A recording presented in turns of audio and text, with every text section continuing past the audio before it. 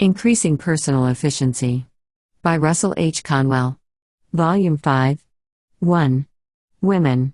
Some women may be superficial in education and accomplishments, extravagant in tastes, conspicuous in apparel, something more than self-assured in bearing, devoted to trivialities, inclined to frequent public places.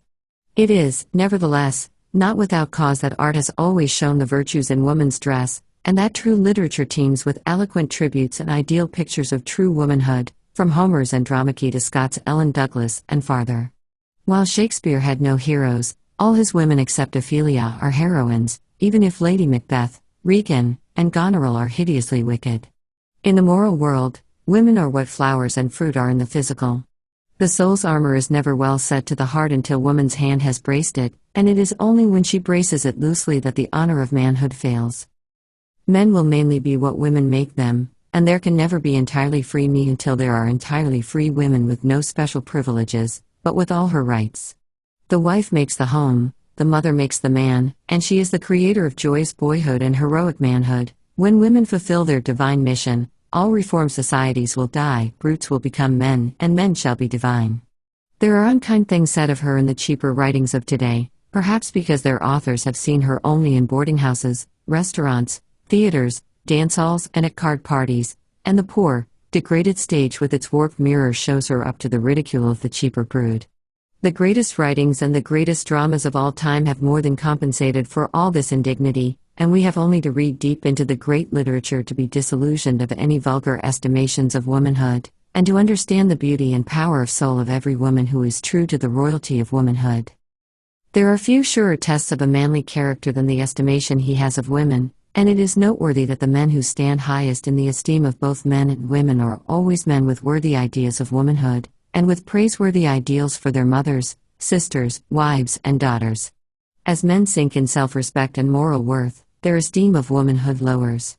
The women who become the theme for poets and philosophers and high-class playwrights are the women who have been bred mainly in the home.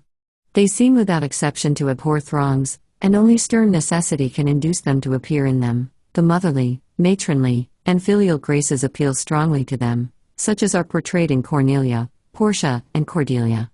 They may yearn for society, but it is the best society for the women whose beauty and sweetness and dignity and high accomplishments and grace make us understand the Greek mythology, and for the men who mold the time, who refresh our faith in heroism and virtue, who make Plato and Zeno and Shakespeare and all Shakespeare's gentlemen possible again. If there is any inferiority in women, it is the result of environment and of lack of opportunity, never from lack of intelligence and other soul powers. There is no sex in spiritual endowments, and woman seems entitled to all the rights of man, plus the right of protection. Ruskin says, "We are foolish without excuse in talking of the superiority of one sex over the other. Each has attributes the other has not, each is completed by the other, and the happiness of both depends upon each seeking and receiving from the other what the other can alone give." In speaking of the time when perfect manhood and perfect womanhood has come, Tennyson says in The Princess, "Yet in the long years like her must they grow, the man be more of woman, she of man, he gain in sweetness and in moral height, nor lose the wrestling thews that throw the world, she mental breadth, nor fail in childward care, nor lose the childlike in the larger mind." Home is the true sphere for woman. Her best work for humanity has always been done there, or has had its first impulse from within those four walls. It was home with all its duties that made the Roman matron Cornelia the type of the lofty woman of the world and the worthy mother. While it endowed her with the power to raise two sons as worthy as any known to history, who sacrificed their lives in defense of the Roman poor, it also endowed her with courage to say to the second of her sons when he was leaving her for the battle which brought his death, "My son, see that thou returnest with thy shield or on it." Napoleon claimed that it was the women of France who caused the loss at Waterloo, not its men. Man's intellect is for speculation and invention, and his energy is for just war and just conquest. Woman's intellect is for sweet ordering, arrangement, and decision. Her energy is not for battle, but for rule. Apparently relying upon man's magnanimity not to resent her abdicating her home, woman's exigencies, and perhaps her ambitions, have forced her more and more during the past 50 years into man's domains of speculation and energy, perhaps into some war and some conquest. The ever-increasing demand for her in these man realms which she has invaded or into which she has intruded herself is abundant evidence that she has creditably acquitted herself in the betterment of business, education, and literature, as well as in the numberless things which she has invented to add beauty and comfort to the home, and to remove much of the bitter drudgery from house and office, and to promote the health and happiness of millions. All these helps she has given, even if she has undoubtedly lost some of the graces which have always made so lovable the woman of whom Andromache, Portia, and Cordelia are but types. Although matrimony and motherhood were the first conditions of women and only conditions that poets sing about and philosophers write about, and although these are still the conditions where she is doing her largest and noblest work in humanizing, yet her proper sphere is as man's, wherever she can live nobly and work nobly. How many myriads in this country alone are drudging or almost drudging in shops and offices to relieve the too stern pressure of pain or poverty from someone who is dear to them, yet are doing it unselfishly and uncomplainingly.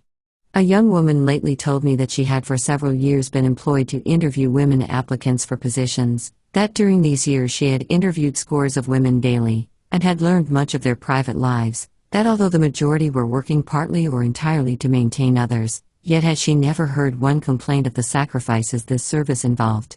Hundreds of other women, like George Eliot, Charlotte Bronte and Helen Hunt, will long continue to bring pleasure and profit to millions through their writings. It is women, too, whose inventions have not only lightened domestic work and brightened the home, but also have so far removed the modern schoolroom from the little red schoolhouse of long ago, and it is women who have improved the books and the studies for children.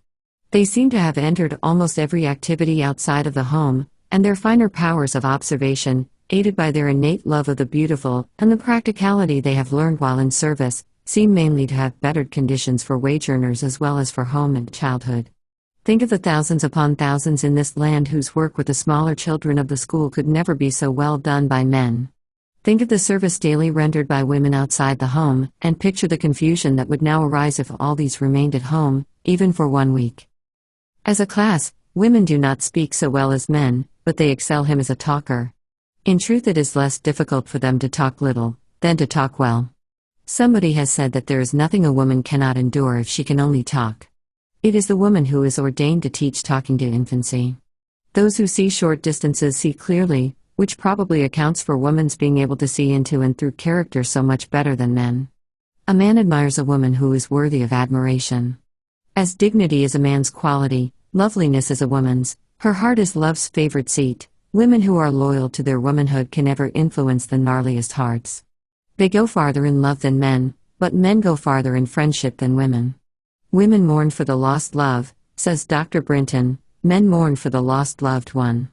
A woman's love consoles, a man's friendship supports.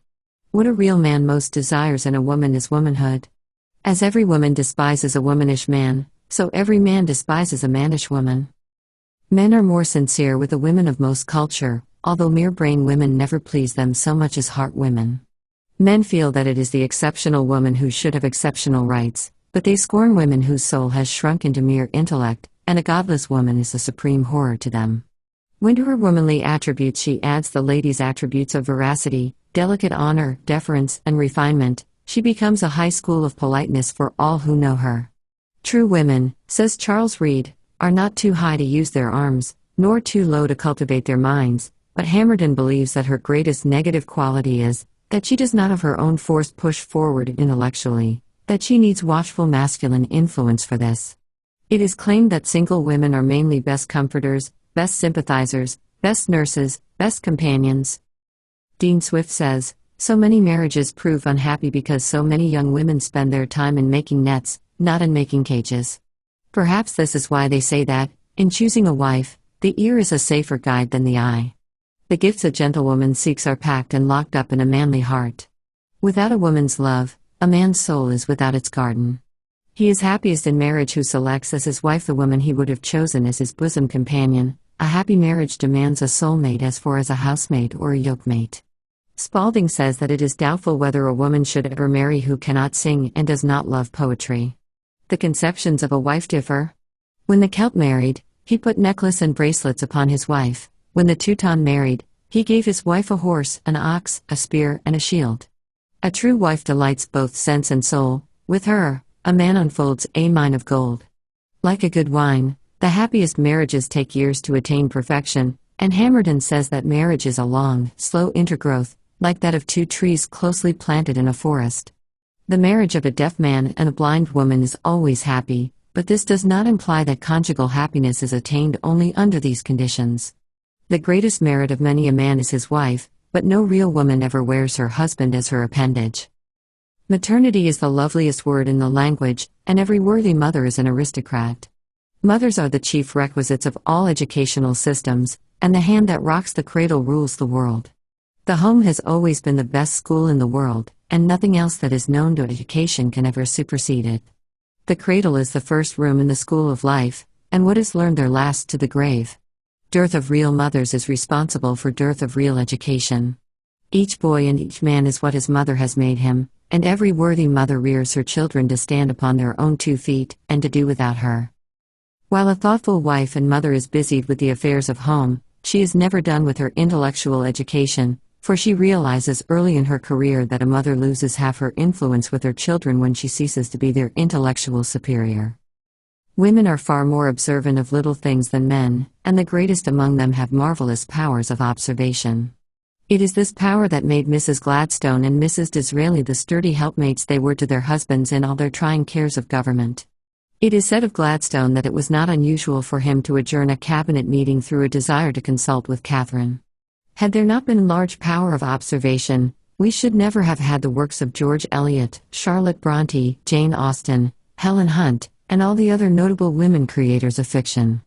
Charlotte Cushman was the greatest actress America has ever produced because her observation was so close that not the smallest detail of the character she played escaped her or was neglected.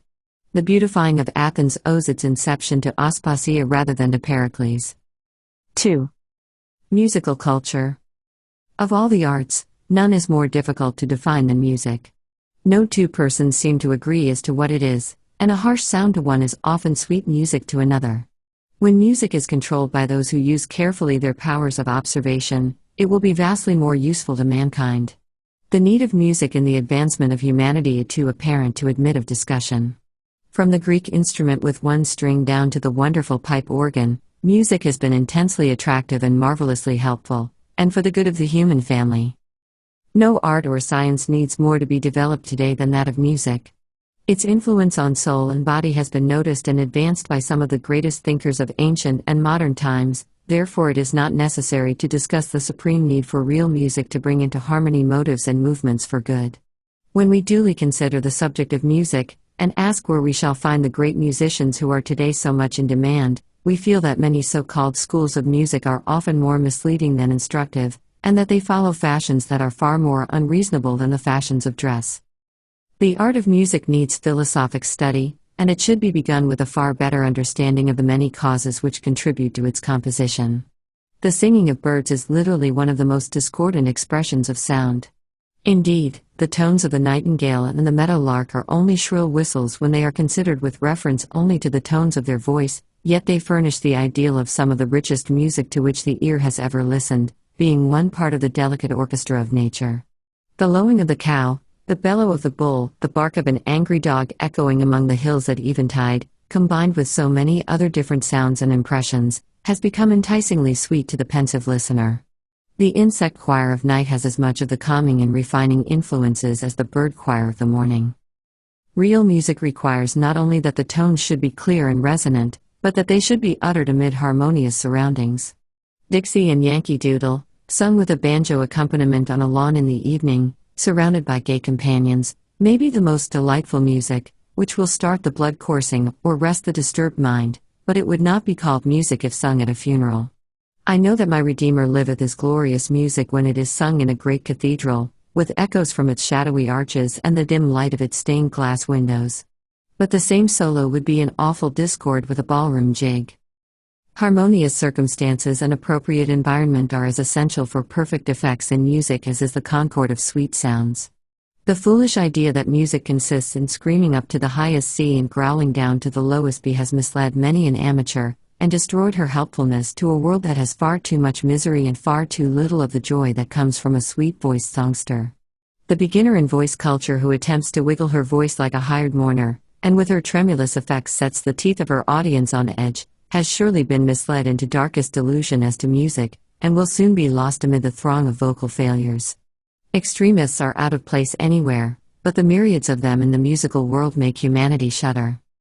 What is needed in music today more than anything else is a standard of musical culture which shall demand careful discipline and all the influences that contribute to good music. True music is the music that always produces benign effects, the music that holds the attention of the auditor and permanently influences him to nobler thought, feeling, and action. Those large-hearted, artistic-souled men and women who are capable of interpreting into feeling what they have heard from voice or instrument must be the final court of appeal. A trapeze performance in acoustics is not music. It has been frequently shown that music is potent in its effects upon the body as well as upon the soul. In 1901, a notable illustration of the power of music over disease was given at the Samaritan Hospital, connected with Temple University in Philadelphia, although the experiments were made under disadvantageous circumstances and environment. The patients were informed what the physicians were endeavoring to do, and the efforts of the first few months were wasted for the most part. Many of the patients who were placed under the influence of the music grew confident that they were going to be cured. While the recovery of some seemed miraculous, those who conducted the experiments felt that the healing might be largely due to the influence of the mind and not directly to the music. The matter was dropped for several months, until the patients were nearly all new cases. The doctors charged the nurses not to let the patients know for what cause the music was placed in the hospital. They eliminated also the personal influence of the nurses as well as the use of drugs at the time the music was produced. The experiment convinced those who conducted it that music has a powerful restorative effect even upon a person who is suffering from a combination of diseases. So many of the patients who recovered at that time from the influence of the music are alive and in good health today that common honesty disposes us to conclude that there is some undiscovered benefit in music which should be immediately investigated. This will never be attained by musical faddists or by selfish musicians who sing or perform for applause or money. Some plain, everyday man or woman will ultimately be the apostle of music for the people, and the experiments at Samaritan Hospital furnish only a suggestion of the resources of music which must soon be known to the world. There was one patient in the hospital who had lost his memory through softening of the brain. He lay most of the time unconscious, but occasionally talked irrationally upon all sorts of subjects. A quartet sang several pieces in his ward, but the nurses who sat upon each side of him noticed no effect whatever upon him until the quartet sang My Old Kentucky Home. Then his eyes brightened and he began to hum the tune. Before they had finished the third verse, he asked the nurse about the singing, and requested the quartet to repeat the song. His intelligence seemed completely normal for a little while after the music ceased. He asked and answered questions clearly, but soon relapsed into his incoherent talk and listlessness. When the man's lawyer heard of the effects upon the patient, he asked that the song might be sung while he was present, that he might then ask the patient about some very important papers of great value to the patient's family. As soon as the song was again sung by the quartet, his intelligence returned. He informed the lawyer accurately as to the bank vault in which his box was locked, and told where he had left the keys in a private drawer of his desk. Although the effect of the music was not permanent as to his case, many persons who know of it feel that some time music may be so applied as permanently to cure even such cases, if kept up for a sufficient length of time. Accidents to the skull, heart diseases, nervous exhaustion, and spinal ailments seem especially amenable to music. 2 of the hospital cases of paralysis were permanently relieved by music. In one of these cases, instrumental music seemed to produce a strong electric effect. While 4 violins were accompanied by an organ, the patient could use his feet and hands, but it was several weeks before he could walk without music. In the other case, vocal music put an insomnia patient to sleep, but after sleeping through the program, the patient was better. After a few trials, he returned home.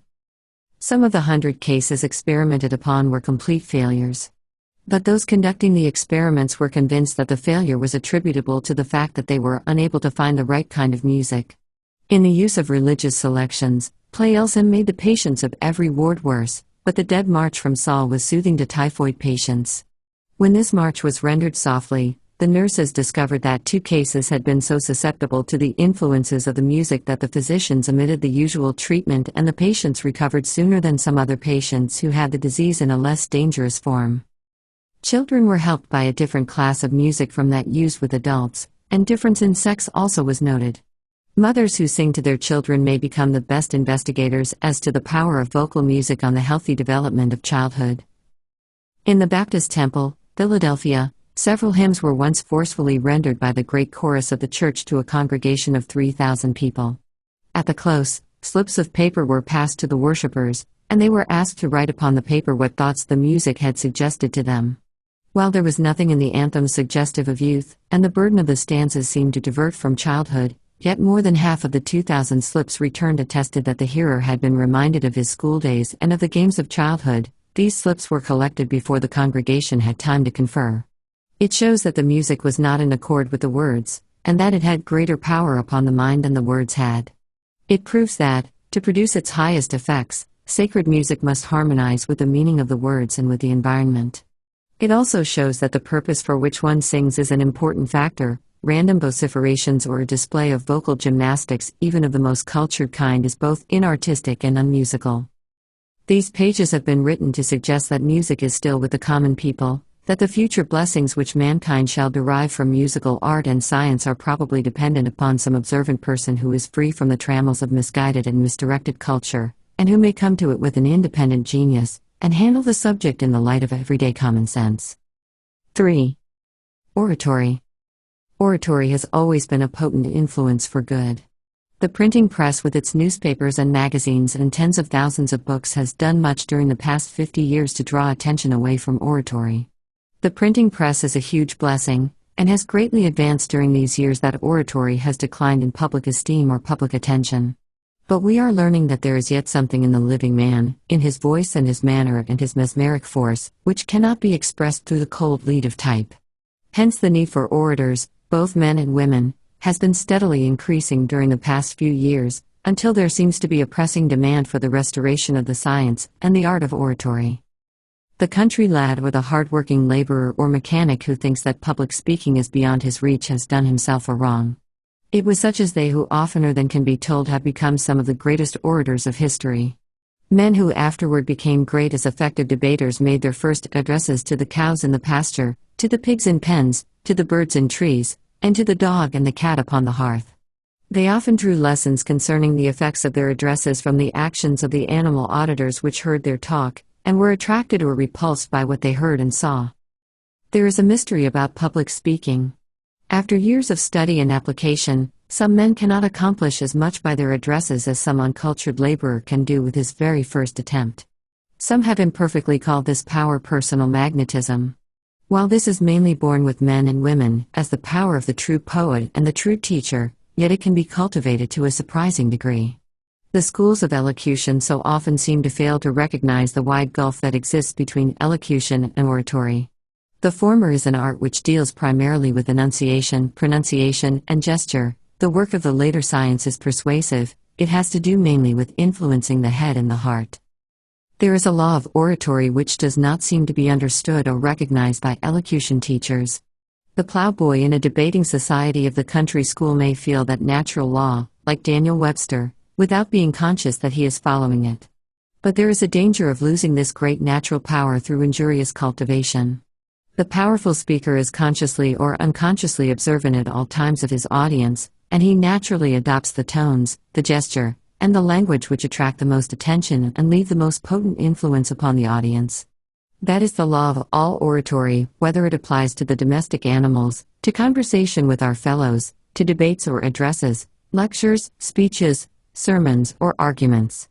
Where the orator has not been misdirected or misled by some superficial teacher of elocution, his aim will be first to win the favorable attention of his audience and then to strongly impress them with his opening sentence, his appearance, his manners, and his subject.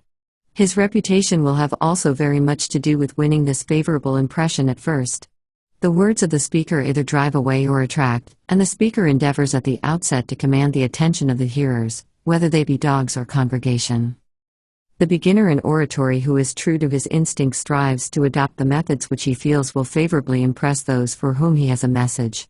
In his oration at the funeral of Julius Caesar, Mark Antony disarmed the enemies of Caesar and of himself by opening his oration with, "Friends, Romans, countrymen, lend me your ears. I come to bury Caesar, not to praise him." Almost any man or woman can become an orator of power by keeping himself or herself natural while talking. The second condition of a successful oration is the statements of the important facts or truths. Cicero, the elder Pitt, and Edward Everett held strictly to the statement of all the facts at the outset of their speech. Facts and truths are the most important things in all kinds of oratory, as they are the most difficult to handle. The audience is more likely to listen to them at the opening of the talk, and they must be placed before the hearers clearly and emphatically, before the speaker enters upon the next division of his address. The third condition of a successful address is the argument, or reasoning, which is used to prove the conclusion he wishes his hearers to reach. It is here that logic has its special place. It is at this vital point that many political speakers fail to convince the men they address. After he has thus reasoned, the natural orator makes his appeal, which is the chief purpose of all true oratory. It is here where the orator becomes vehement, here where he shows all the ornament of his talk in appropriate figures of speech. The most effective orators are always those whose hearts are in strong sympathy with humanity, and whose sympathies are always aroused to plead for men. This is the condition that accounts for the eloquence, the power to arouse hearers, which characterizes men like Logan, the American Indian, and which characterizes many of the religious enthusiasts like Peter the Hermit, who have surprised the world and often moved them to mighty deeds. So long as our government depends upon the votes of the people, just so long must there be a stirring need of men and women orators to teach the principles of government, and to keep open to the light of truth the consciences of the thousands and millions whose votes will decide the welfare or the misfortune of our nation. As the speaker must adapt himself and his message to all kinds of people, it is difficult to advise anyone in certain terms how to accomplish this. It is another instance of the necessity of cultivating the daily habit of observation, and of being always loyal to our instincts. While schools and colleges have their uses, they are by no means a necessity for those who will accomplish great things through their oratory. Many a man laden with a wealth of college accomplishment has been an utter failure on the platform. Where reading matter is as abundant and as cheap as it is in America, the poor boy at work upon the farm or in the factory, with no time but his evenings for study, may get the essentials of education, and by observing those who speak may give himself forms of oratorical expression that will enable him to outshine those with scholarship who have been led into fads. We must be impressed with a high sense of duty in becoming an orator of any class. We must feel that it is our calling to adhere to the truth always and in all things, to warn our hearers of dangers, and to encourage the good and help those who are struggling to be so. We must have a passion for oratory which shall impel us to vigorous thought and eloquent expression. The greatest oratory is that which is most persuasive. It is not so fully in what an orator says or the vehemence with which he says it that counts, but the practical good that results from it. Many an oration has been elegant enough from its choice diction and labored phraseology, yet it has fallen flat upon the audience. When a man has been worked into natural passion over his theme, his words will strike root and inspire his hearers into similar passion.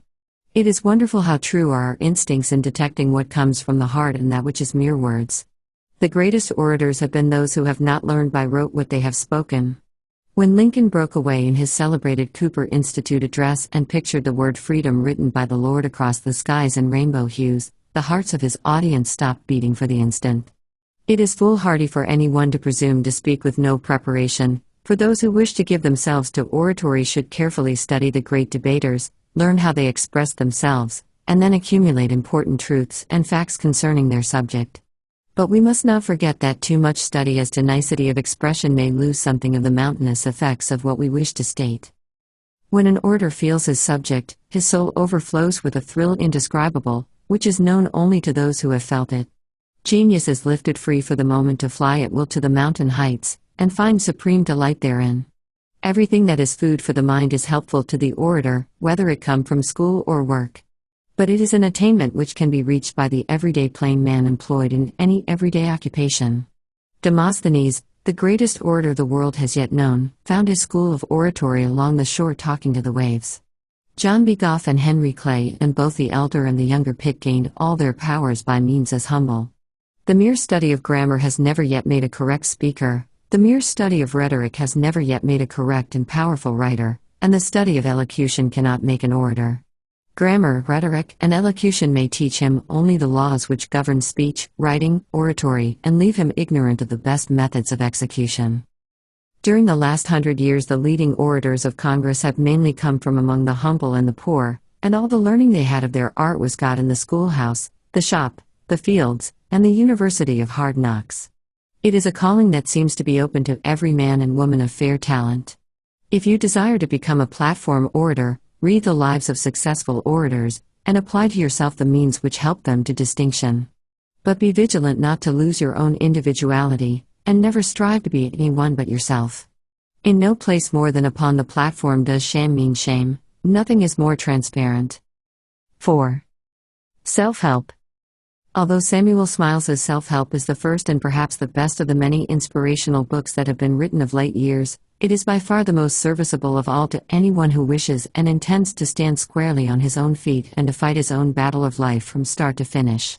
That book is attractive because it is anecdotal of life and character, and because of the interest that all men feel in those who have achieved great things through their own labors, their trials, and their struggles. It abounds with references to men who were forced to be self-helpful, who were born lowly enough, but died among God's gentlemen and often among the aristocracy of the land, through sheer force of character, labor, and determination. They have left their footprints on the sands of time mainly because they were self-reliant and self-helpful. The aids to the royal life are all within, and no life is worthless unless its owner wills it. The fountain of all good is within, and it will bubble up if we dig. Dr. Holland used to say that there is a superabundance of inspiration in America, but a lamentable dearth of perspiration.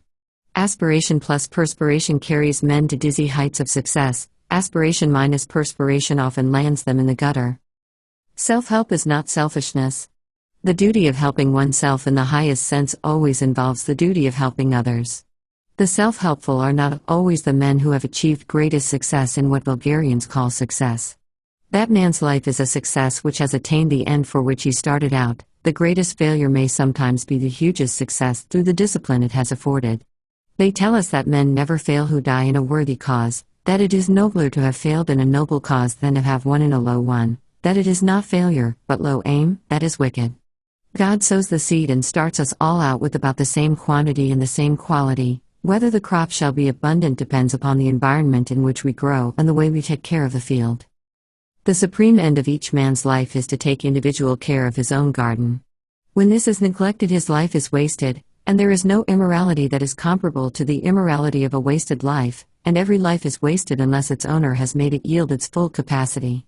If it is only a 10-bushel an acre field, he has done worthy work who has reaped 10 bushels from an acre. If it is a 70-bushel an acre field, it is dishonorable to have reaped 69 bushels from an acre.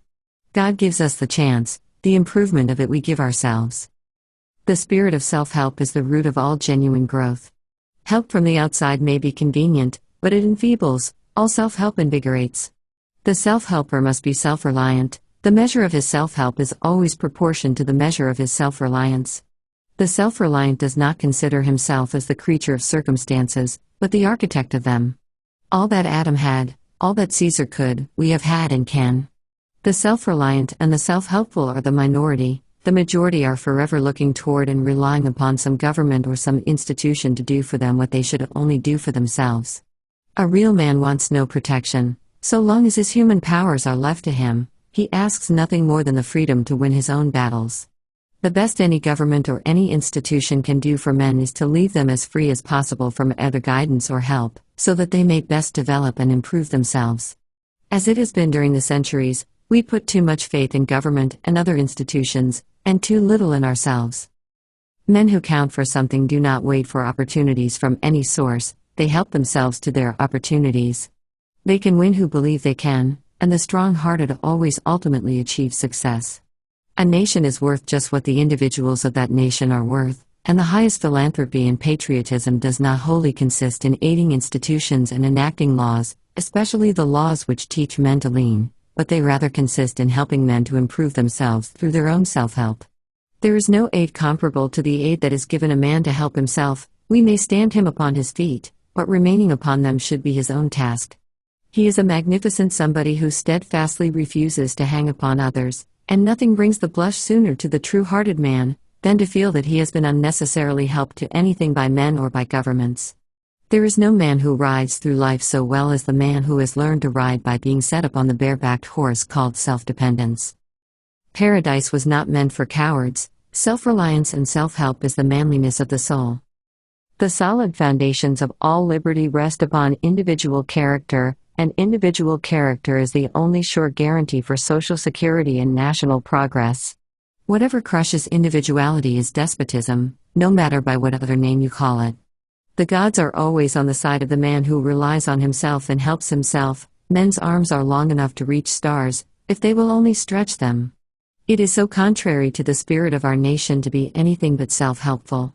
The flag of freedom cannot long float over a nation of deadheads. Only those who determine to pay their way from cradle to grave have a right to make the journey. Schiller says that the kind of education that perfects the human race is action, conduct, self-culture, self-control.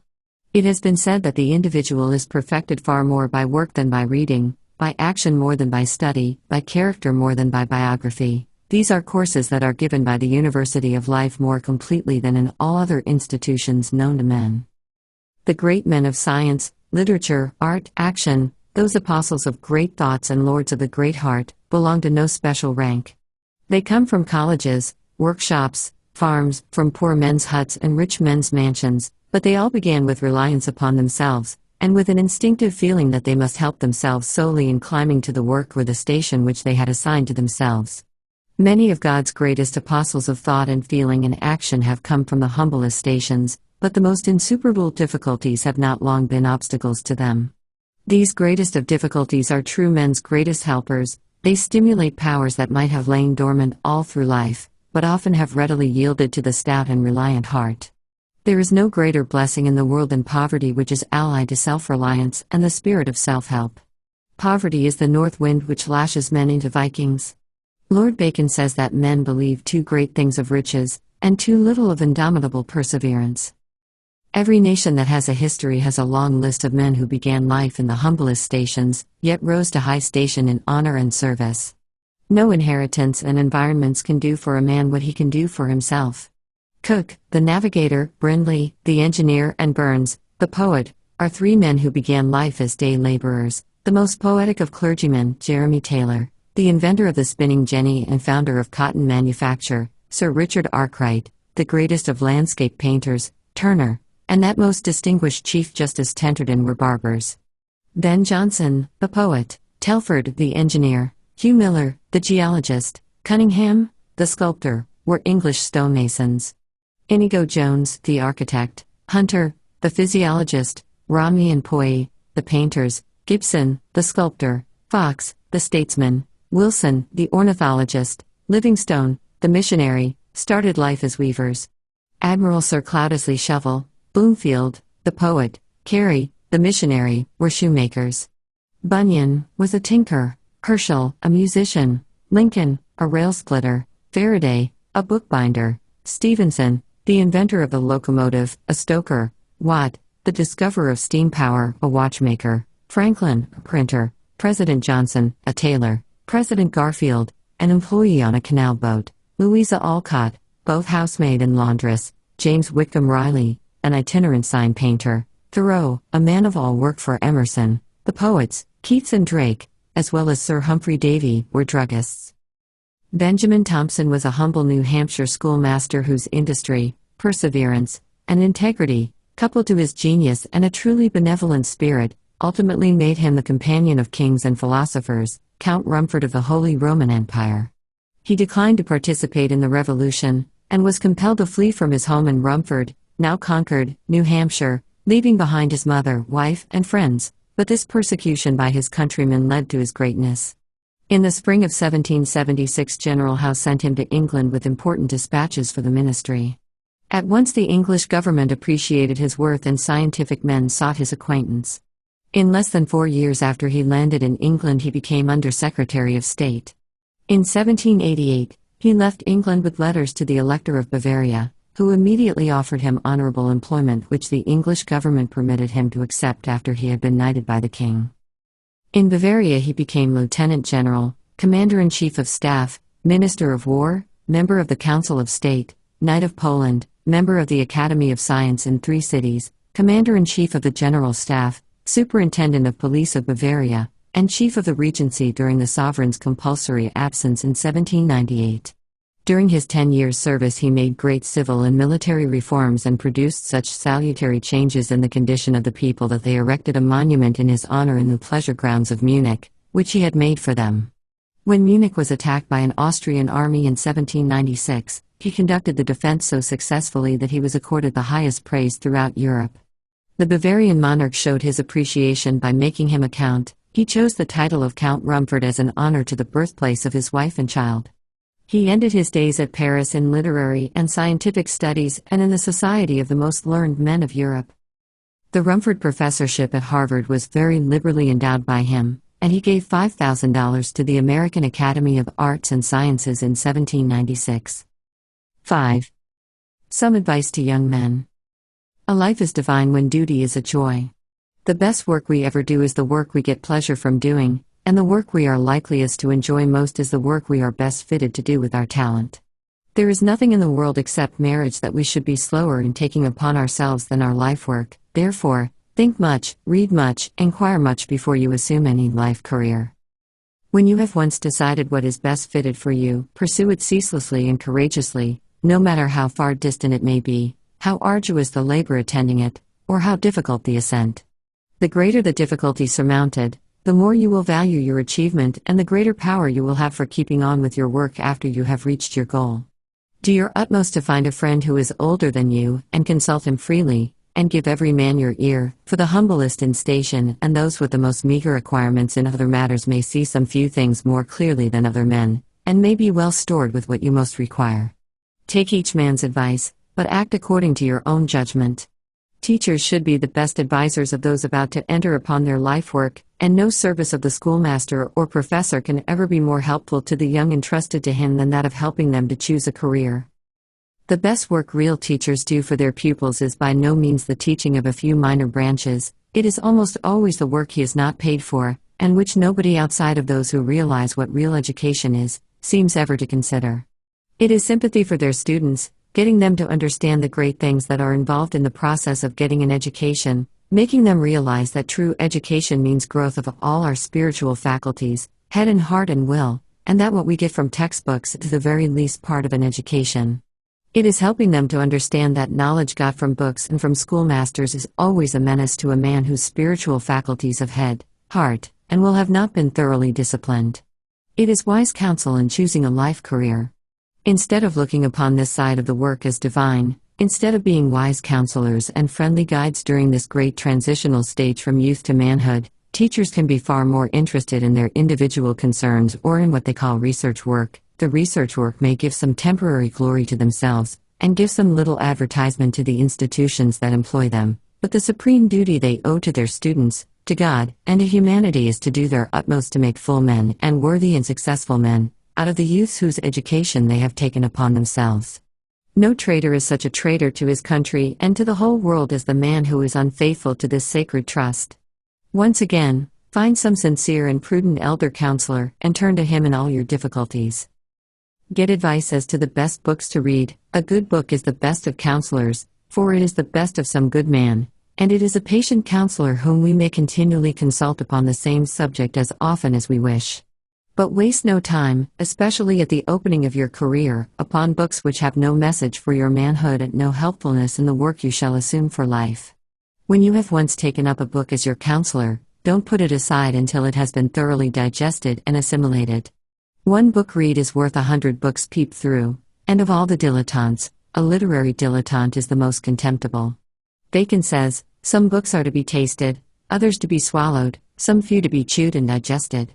But it is only the books that are to be chewed and digested that we can afford to peruse at the outset in our career. The literary pleasure, gardens, may come later in life. Do your utmost to understand poetic expression, for the poets are the greatest teachers in the world as well as the greatest of all legislators. It is they who teach the great in conduct and the pure in thought. Without education that shall enable us to take them as our friends, life bears upon it the stamp of death. The great poets are now the only truth-tellers left to God. They are free, and they make their lovers free. The great poet is nature's masterpiece. At the touch of his imagination words blossom into beauty. A true poet is the most precious gift to a nation, for he feels keenest the glorious duty of serving truth. He cannot strive for despotism of any kind, for it is still the instinct of all great spirits to be free. More than other authors, the poets make us self-forgetful, make life and the whole human race nobler in our eyes. All things are friendly and sacred to them, all days holy, all good men divine. There is very little worthy work nowadays that does not need some schooling that it may be well done. If you have an opportunity to give yourself this help, don't neglect it. Carefully select the courses that will be most helpful to you in your career, and don't be sidetracked by any of what we sentimentalists term culture studies. There's nothing better in the world than culture study, if we can afford it and have time for it. But there is not a greater or more wicked waste of valuable time than the time spent upon what some sentimentalists term culture study. When you have once taken up the studies you have decided upon, keep steadily to your course and shun diversions. Recreations are as essential to the student who intends to do high-class work as food is to the body, but diversions disqualify him for earnest work, and may breed a habit of halfness that shall bring his failure. Don't be foolish and hope to be great in many lines. Who sips of many arts drinks none. In every vocation today competition is so keen that the man who will succeed must be content to be supreme in one thing alone. Halfness weakens all our spiritual powers, and thoroughness is the central passion of all worthy characters. It is nobler to be confined to one calling, and to excel in that, than to dabble in 40. There is some odor about a dabbler that makes him especially offensive to all clean high-class men and women. But when we have formed the habit of doing carelessly other tasks than our life work, we shall soon get into the way of doing carelessly the work of our chosen calling. There is nothing that gives us greater assurance that our life work will be thoroughly done than to habituate ourselves to do the slightest task completely. Sing the last note fully, make the last letter of your name complete. Eat the last morsel deliberately. In a real man's life there are no trifles. Whatever is worth doing by him is worth doing well. The many-sided Edward Everett attributed his being able to do so many things well to his early habit of doing even the least thing thoroughly. He used to say that he prided himself upon the way he tied up the smallest paper parcel. Although schools may be very helpful, don't forget to emphasize again that they are merely helpers. The man is somebody only when the fight is won within himself. Without the schools, men have often reached the pinnacles of success, through their own individual earnestness and energy. Schools make wise men wiser, but they may make fools greater fools than ever. If colleges have fallen somewhat into disrepute, it is largely due to the fact that we may have sent more fools than wise men to college. Many a man has been the better for being too poor to attend school, like Franklin, Lincoln, Peter Cooper, and 10,000 other Americans. Their thirst for what books had to give them forced them to work harder and to deny themselves all the enjoyments that so vulgarize yet so charm the cheaper brood. All that is won by sacrifice and downright hard work is priceless, and many noble men and women who have risen to high honor and station owe their place and power solely to this. Be always mindful that power is the only safe foundation for reputation. Thoughtful Americans are not concerning themselves about who your ancestors were and whether or not they were graduated from some college. Like Dr. Holmes, they feel that old families and old trees generally have their best parts underground, and that the only progressive is the man who is bigger in thought and feeling and accomplishment than his father was. They believe that it is unimportant where you buy your educational tools, if you are only doing good work with them. There is only one true aristocracy in America, those with more spiritual power and individual accomplishment than the rest of men. Emerson says that all the winds that move the vanes of universities blow from antiquity, and this is responsible for many foolish words and many fool acts of schoolmen which are so often misleading the unsuspecting public. Nothing is more foolish than the idea that any schooling is worthless which is obtained in schools after the regular school hours, and more than one attempt has been made to enact laws which shall hinder from practice physicians and lawyers who have been obliged to get their knowledge through channels other than the conventional. The victory of the general does not depend upon the place where he got his military training or the time of the day when he studied. Oliver Cromwell, the greatest general of his day, was a farmer until his 40th year, when he entered the army of the Parliament against Charles I. The only question that concerns the nation that puts a general at the head of its forces is, has he the powers that shall make us victorious? Men in distress don't ask for the pedigree of the lifesaver, nor do they stop to inquire when he graduated. Don't be frightened off by sticklers for what is customary. Knowledge is the right of the poorest boy and girl in America, and it can be had by the humblest in the land. Be convinced of this and enter the race. The world steps aside and lets the man pass who knows where he is going, All the world will shout to clear the track when they see a determined giant is coming. In choosing your career, don't be limited to the old professions.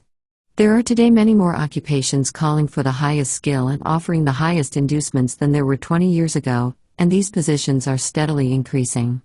Many occupations which were recently regarded almost as menial have risen almost to professions: cooking, agriculture, decorative art, forestry, nursing, sanitation, designing apparel, and countless others, and the men and women qualified for these are surer of better positions than formerly, and far better rewards. But the youth who is imbued with the determination to be right and to do right must never lose sight of this truth, that life is vastly more than place and meat and raiment. Living for self is suicide. Men that are men get far greater enjoyment and far greater reward from making life a blessing for those who come their way than they get from all other things combined. No man lives so truly for himself as he who lives for other people, and one of the chiefest purposes of education is that it gives larger views of life and adds greater power to serve humanity. The man who is really in earnest to make his life count is studiously observant. Each day and each place multiplies his means of happiness for himself and others. The end.